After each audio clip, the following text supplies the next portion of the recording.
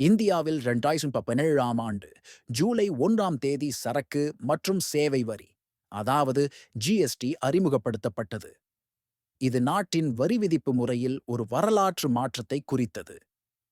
GST வருவதற்கு முன்பு மக்கள் மற்றும் வணிகங்கள் வாட், கலால் வரி மற்றும் சேவை வரி போன்ற பல்வேறு மறைமுக வரிகளை செலுத்த வேண்டியிருந்தது. இது பெரும்பாலும் குழப்பத்தையும் இரட்டை வரி விதிப்பையும் வணிகங்களுக்கு பெரும் சுமையையும் ஏற்படுத்தியது. வரி விதிப்பை எளிமையாக்கவும் வெளிப்படையானதாகவும் நாடு முழுவதும் ஒரே மாதிரியாகவும் மாற்ற ஜிஎஸ்டி கொண்டுவரப்பட்டது. இது பொருட்கள் மற்றும் சேவைகள் இரண்டிற்கும் பொருந்தும். இதன் மூலம் அரசுக்கு வருவாய் வசூலிப்பதும் வணிகங்கள் வரி விதிமுறைகளுக்கு இணங்குவதும் எளிதாகிறது. ஜிஎஸ்டியின் பொருள், அதன் பல்வேறு வகைகள் மற்றும் அதை பதிவு செய்யும் செயல்முறை பற்றி இப்போது விரிவாக பார்ப்போம். ஜிஎஸ்டி என்பது பொருட்கள் மற்றும் சேவைகளின் விநியோகத்திற்கு பொருந்தும் ஒரு ஒற்றை மறைமுக வரியாகும். உற்பத்தி மற்றும் விற்பனையின் வெவ்வேறு நிலைகளில் பல வரிகளை செலுத்துவதற்கு பதிலாக, உற்பத்தியாளரிடமிருந்து இறுதி நுகர்வோர் வரை ஒரே ஒரு வரி மட்டுமே இருப்பதை ஜிஎஸ்டி உறுதி செய்கிறது. இது வரிக்கு மேல் வரி என்ற சிக்கலை நீக்கி, வணிகங்கள் மற்றும் வாடிக்கையாளர்கள் இருவருக்கும் ஒரு நியாயமான அமைப்பை உருவாக்குகிறது. இதன் மூலம் வரிச்சுமை குறைந்து பொருளாதார வளர்ச்சிக்கு வழிவகுக்கிறது.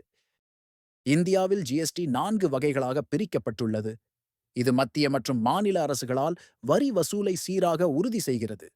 இந்த பிரிவுகள் வரி நிர்வாகத்தை எளிதாக்குகின்றன.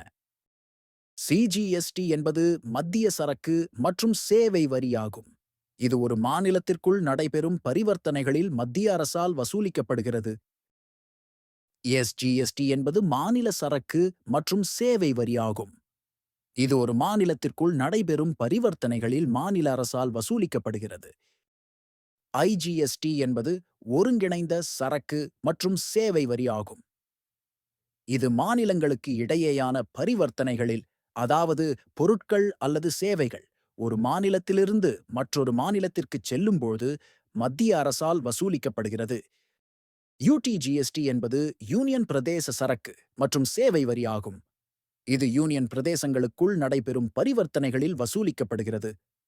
இந்த பிரிவு மத்திய மற்றும் மாநில அரசுகள் தங்கள் வரி வருவாயில் நியாயமான பங்கை பெறுவதை உறுதி செய்கிறது. ஒவ்வொரு தனிநபரும் அல்லது வணிகமும் ஜிஎஸ்டிக்கு பதிவு செய்ய வேண்டியதில்லை. சில குறிப்பிட்ட சூழ்நிலைகளில் மட்டுமே பதிவு கட்டாயமாகும். ஆண்டு வருவாய் பெரும்பாலான மாநிலங்களில் பொருட்களுக்கு 40 லட்சம் ரூபாய்க்கும் சேவைகளுக்கு 20 லட்சம் ரூபாய்க்கும் அதிகமாக உள்ள வணிகங்கள் பதிவு செய்ய வேண்டும். காமர்ஸ் வணிகங்கள் கட்டாயம் பதிவு செய்ய வேண்டும். மாநிலங்களுக்கு இடையேயான விற்பனையை மேற்கொள்ளும் தனிநபர்கள் அல்லது வணிகங்கள் ஜிஎஸ்டி பதிவு செய்ய வேண்டும். முன்பு வாட், கலால் அல்லது சேவை வரி கீழ்ப்பதிவு செய்திருந்த வணிகங்களும் ஜிஎஸ்டிக்கு பதிவு செய்ய வேண்டும். வரம்புத் தொகைக்கு கீழுள்ள சிறு வணிகங்கள் உள்ளீட்டு வரி கடன் பலன்களை பெற தானாக முன்வந்து பதிவு செய்யலாம். இது அவர்களுக்கு பல வரிச் சலுகைகளை வழங்குகிறது. ஜிஎஸ்டி பதிவு செயல்முறை முற்றிலும் ஆன்லைனில் நடைபெறுகிறது. இது மிகவும் எளிமையானது. இந்த செயல்முறையை படிப்படியாக பார்ப்போம். முதலில் அதிகாரப்பூர்வ ஜிஎஸ்டி போர்ட்டலான www.gst.gov.in என்ற இணையதளத்திற்கு செல்லவும். அங்கு வரி செலுத்துவோர் டாக்ஸ்பேயர் என்ற பிரிவின் கீழ் இப்போது பதிவு செய்யவும். ரெஜிஸ்டர் நவ் என்பதை கிளிக் செய்யவும். உங்கள் பான் எண், மொபைல் எண் மற்றும் மின்னஞ்சல் ஐடி போன்ற அடிப்படை விவரங்களை நிரப்பவும். இந்த விவரங்கள் சரிபார்ப்புக்கு பயன்படுத்தப்படும். பான் கார்டு, ஆதார் கார்டு, வணிக முகவரிச் சான்று, வங்கி விவரங்கள், புகைப்படம் போன்ற தேவையான ஆவணங்களை பதிவேற்றவும். அனைத்து ஆவணங்களும் தெளிவாகவும் சரியான வடிவத்திலும் இருக்க வேண்டும். விண்ணப்பத்தை சமர்ப்பித்த பிறகு உங்களுக்கு ஒரு விண்ணப்ப குறிப்பு எண் ARN கிடைக்கும். இந்த எண்ணை பயன்படுத்தி உங்கள் விண்ணப்பத்தின் நிலையை கண்காணிக்கலாம். சரிபார்ப்புக்கு பிறகு உங்களுக்கு ஜிஎஸ்டி எண், சரக்கு மற்றும் சேவை வரி அடையாள எண் வழங்கப்படும். இந்த எண் உங்கள் வணிகத்திற்கான தனித்துவமான அடையாளமாகும். இந்த எண் மூலம் நீங்கள் வாடிக்கையாளர்களிடமிருந்து ஜிஎஸ்டி வசூலிக்கலாம், மேலும் உள்ளீட்டு வரி கடன் கோரவும் முடியும். ஜிஎஸ்டி இந்திய பொருளாதாரத்திற்கு பல நன்மைகளை வழங்கியுள்ளது. இது வரி அமைப்பை எளிதாக்குகிறது. வரி ஏய்ப்பதற்கான வாய்ப்புகளை குறைக்கிறது. இது வரி வசூலை மேம்படுத்துகிறது.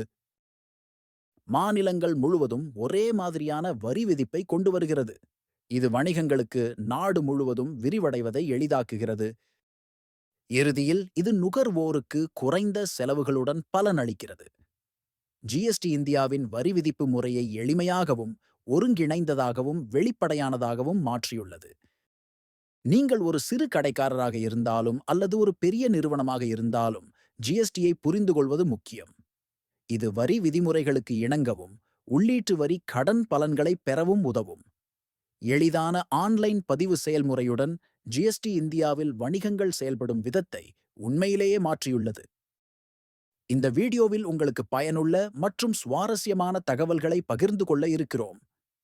வீடியோவை முழுமையாக பாருங்கள். உங்களுக்கு பிடித்திருந்தால் லைக் செய்யவும், ஷேர் செய்யவும் மற்றும் எங்கள் சேனலை சப்ஸ்கிரைப் செய்ய மறக்காதீர்கள். உங்களின் ஆதரவு எங்களுக்கு மிக முக்கியம்.